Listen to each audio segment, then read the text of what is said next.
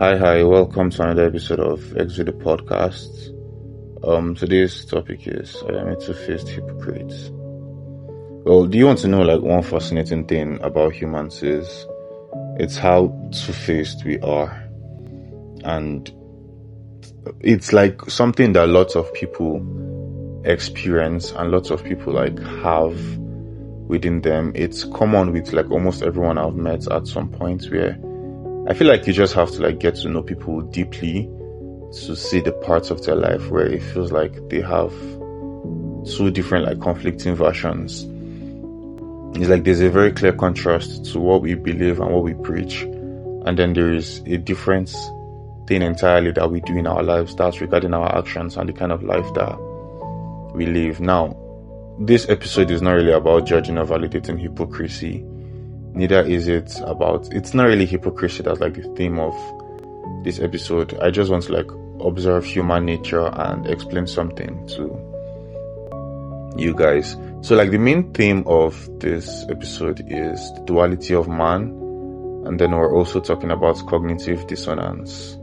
So I think I'll start with cognitive dissonance and try to explain what it means. So I think it's, in my own understanding, it's a mental discomfort or a tension a person feels when their beliefs, their values, or attitudes, belief, values, or attitudes don't necessarily conflict with their actions or their behavior. And the brain doesn't really like this conflict, so it works to resolve it.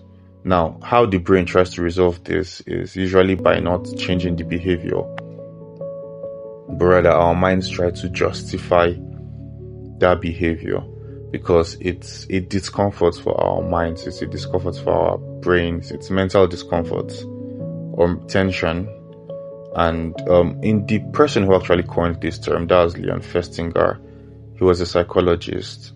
He defined it as, if I remember correctly, he defined it as the feeling of discomfort that results from two conflicting beliefs or from acting in a way that conflicts with your beliefs. Now, to explain this further, I'm going to give an example of cognitive dissonance. Alright, so an example is, let's say we have a young lady who's probably 23, and she hates it, or she finds it disgusting when people fall in love with known liars. This person is a serial liar and a chronic liar, and then you go ahead to fall in love with the person and believe the person's lies.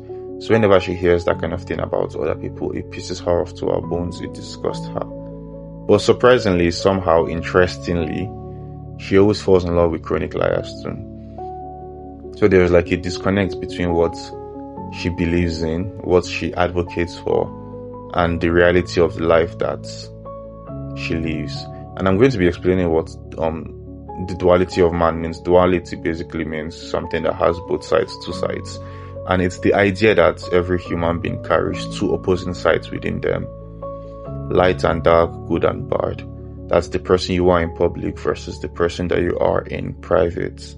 Now, it's not really about being fake. It's not about being evil or being a bad person or being a judgmental hypocrite. It's not really that. It's human. That's simply the nature of being human. We are wired and built in a way to be more than just one thing, to believe more than just one thing.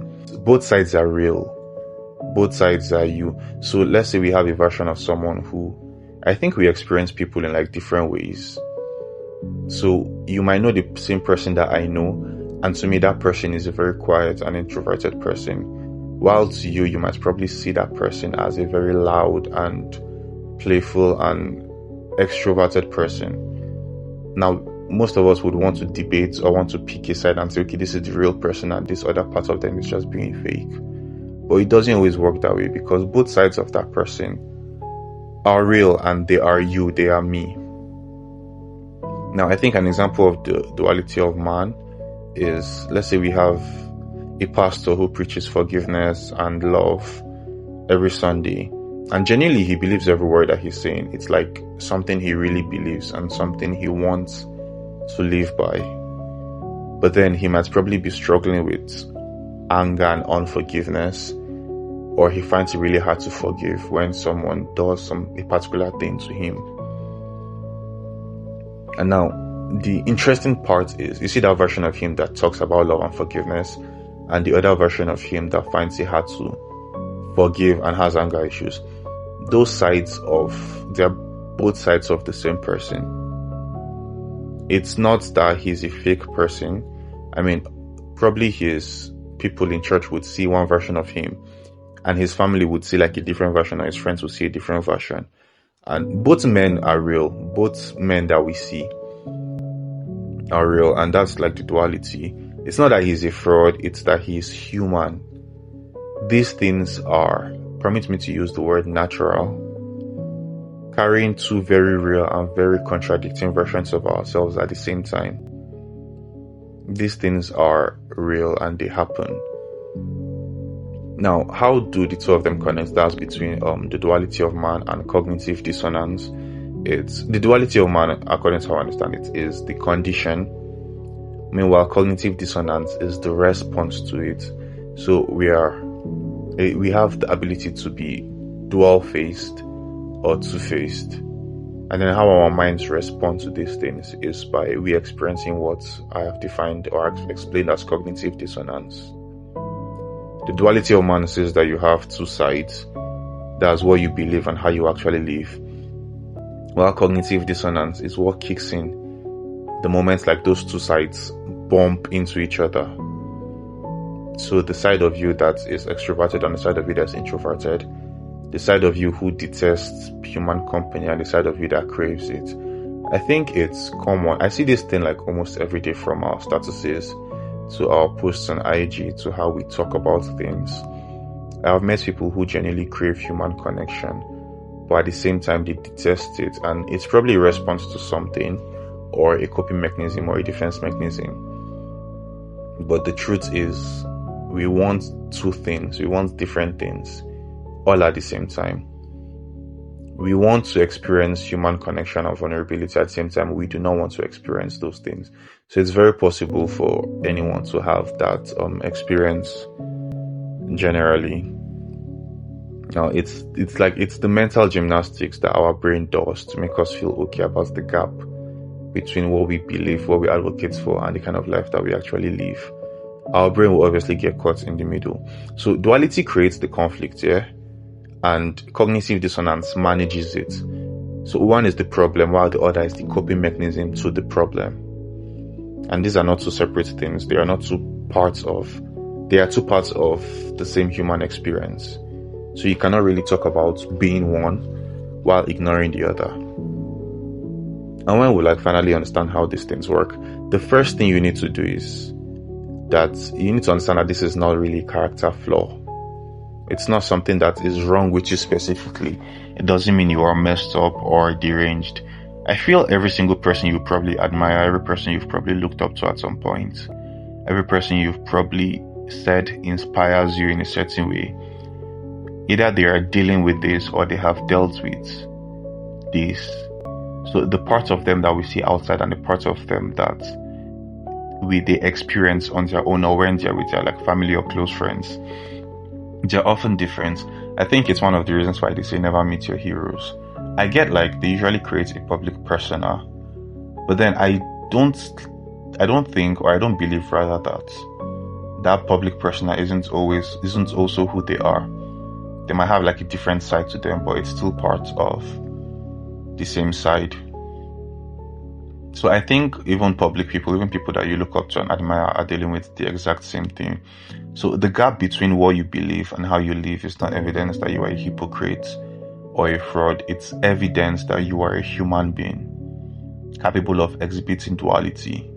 So I think we should mostly stop using it as weapons against ourselves.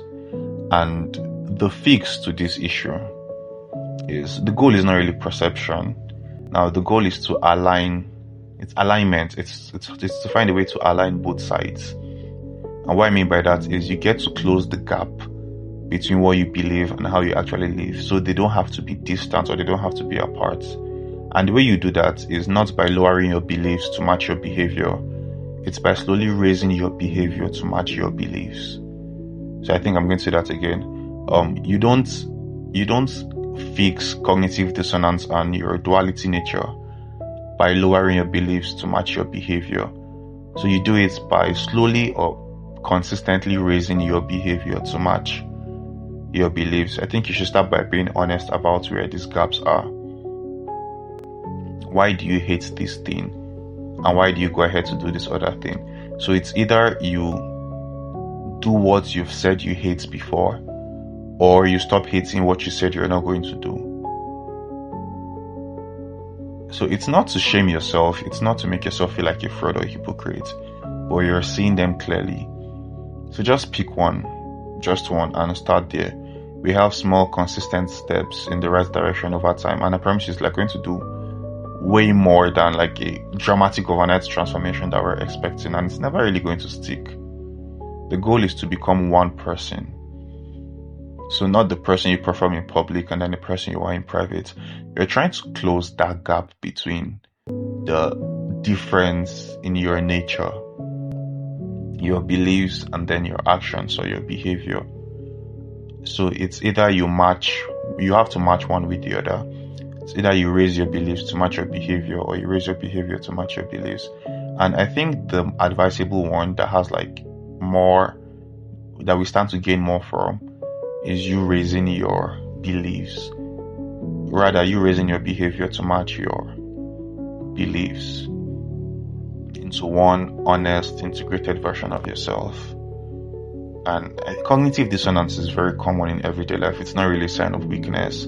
It's a fundamental part of how the human mind works. The brain hates inconsistency, and it would often twist reality to reduce discomfort rather than change behavior. So we don't want to put ourselves through the process of wanting to work on ourselves and wanting to change. So our brain would find a way to twist that reality or to give us valid reasons why we think the way we're living is right or is justifiable. So there you have it. You're not really a bad person. You're not a fraud. You're human. And being human means carrying contradictions. Now the question is, it's not really whether the gap exists. I think it does for all of us. At some point in our life, we've probably experienced this. Now the question is what you're going to do about it. Because now you know what is, now you understand it. And you have a clear idea of what's going on. Because you cannot change what it is that you see. So see it, give yourself grace, and get to work. So close that gap, become one person. Live a life where what you believe and how you live are the same thing. And that way you get to help your heart, you get to be at peace with yourself. That effect, that cognitive dissonance that occurs in your mind that causes you great discomfort slowly starts fading away, and you get to realize that you can actually be one person. You can believe and you can behave in the way of your beliefs. So yeah, thank you for listening and seeing in the other episode. Peace out.